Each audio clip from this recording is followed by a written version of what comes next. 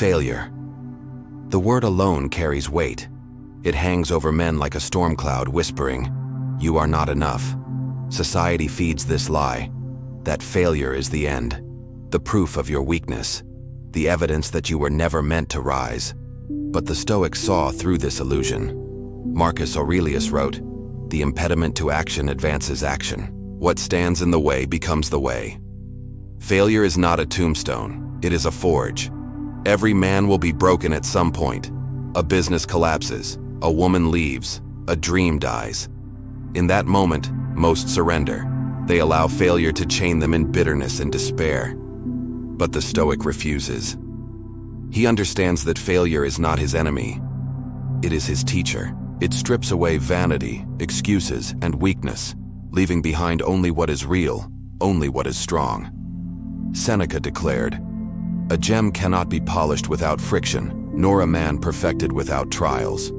To master failure is to master yourself. To run from failure is to remain a slave to fear. So the question is this: when failure comes, and it will it destroy you? Or will you burn brighter because of it? I knew a man who gave everything to a business he believed in. Nights without sleep, days without rest, every coin reinvested, every ounce of energy spent. He thought he was building a kingdom that would last. And then, in a single brutal season, it collapsed. Investors pulled out. Partners betrayed him. Customers vanished. One morning, he looked at his empty office, debt stacked high, and felt a crushing truth. Years of sacrifice had ended in ashes. In that silence, failure whispered its venom. "You're worthless. You're finished. You're not the man you thought you were." He carried that shame like a chain, avoiding calls, hiding from family, drowning in self-contempt. For months he cursed the world, convinced life had singled him out for destruction. And yet, failure did not kill him. Slowly, he stopped asking, "Why me?" and began asking, "What now?" He returned to the gym, rebuilt his health. He studied what went wrong, sharpened his strategy, and launched again. Smaller, smarter, leaner. This time, he succeeded. Not in spite of failure, but because of it. Failure had stripped him, yes, but it also forged him. Without it, he would have remained soft, untested. With it, he became untouchable. This is the secret the Stoics understood. The moments that break you are the very moments that can make you. The man's collapse may sound like tragedy, but to the Stoics, it was initiation. Marcus Aurelius once wrote, "The impediment to action advances action. What stands in the way becomes the way." Failure is not the enemy. Failure is the raw material of greatness. It is friction that polishes the gem, the fire that tempers the steel. Seneca was even sharper. A gem cannot be polished without friction, nor a man perfected without trials. He saw failure not as shame, but as a sharpening. Without setbacks, a man remains dull, fragile, untested. The world will break him the first time it resists. But with trials, he becomes honed, scarred, yes, but strong. Epictetus, once a slave beaten into submission, understood failure intimately. He declared, "It is not what happens to you, but how you react to it that matters." The Stoic code is simple. The world will not spare you. Betrayals, rejections, humiliations, collapses, they will come. You cannot control when, you cannot control how, but you can control what you do next. That is the one battlefield where you are sovereign. The rage of failure blinds most men. They curse, they collapse, they abandon themselves. But the Stoic flips the script. He sees failure as feedback. He sees pain as proof he is alive. He sees the collapse not as the end, but as the crucible where his next form will be born. Marcus Aurelius, writing in the darkest days of plague and war, reminded himself, "You have power over your mind, not outside events. Realize this, and you will find strength." This is the center of the Stoic arsenal. The world may strip away your business, your reputation, your pride, but it cannot touch the inner citadel unless you open the gates. The truth is merciless. Failure will visit every man. The weak drown in it. The strong use it. The Stoic does not merely endure failure, he weaponizes it. Each defeat becomes a lesson. Each humiliation becomes armor. Each collapse becomes a foundation. Failure is not ruin. Failure is fire, and only through fire can the man be forged. Stop lying to yourself. Failure is not rare. It is not an accident. It is the natural course of battle, and if you treat failure as catastrophe, you will remain a slave to it. The Stoic does not beg the world to be easier.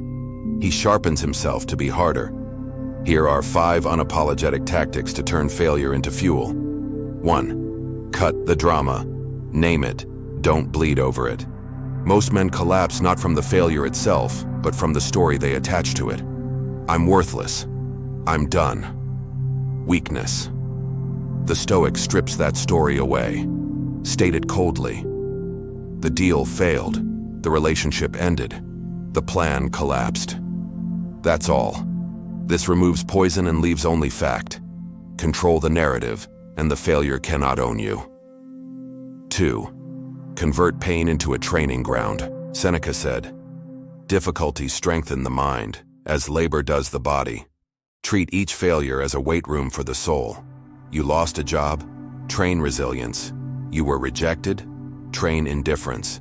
You failed in business? Train adaptability. Each sting is a rep. Each loss builds mental muscle. Without this resistance, you remain weak and soft." 3. Extract the lesson with surgical precision. The fool wallows. The Stoic interrogates. Ask yourself, what decision led me here? What blind spot was exposed? Failure is the most honest teacher you will ever have, because it does not flatter you. It cuts straight to the truth. Take the lesson, document it, and embed it into your next move. 4. Reframe the battlefield. Marcus Aurelius wrote, "The impediment to action advances action. Your failure is not an interruption of the path. It is the path. If you lost, it means you were in the arena.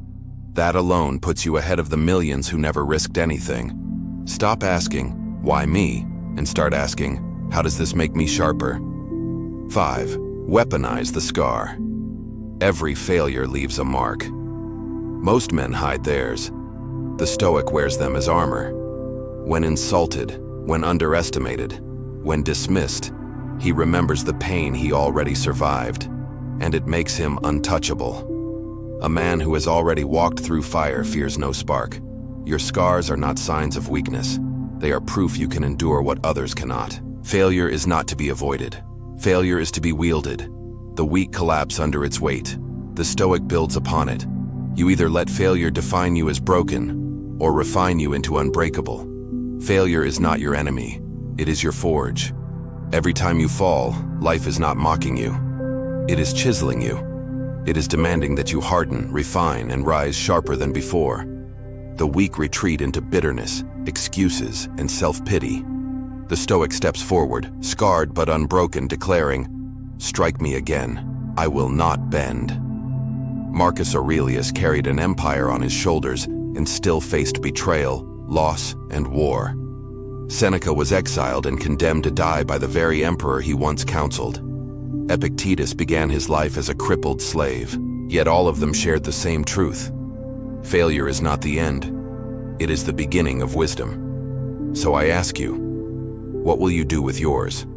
Will you keep replaying your defeats until they devour you? Or will you use them as firewood, fuel for the next move? This is your moment to finally stop. Stop letting failure dictate your worth. Stop handing your power to setbacks. Start standing as a man who does not flinch in the face of loss, but uses it as a ladder to climb higher. If this message struck something deep inside you, then this is your call. Join Timeless Stoic Mind.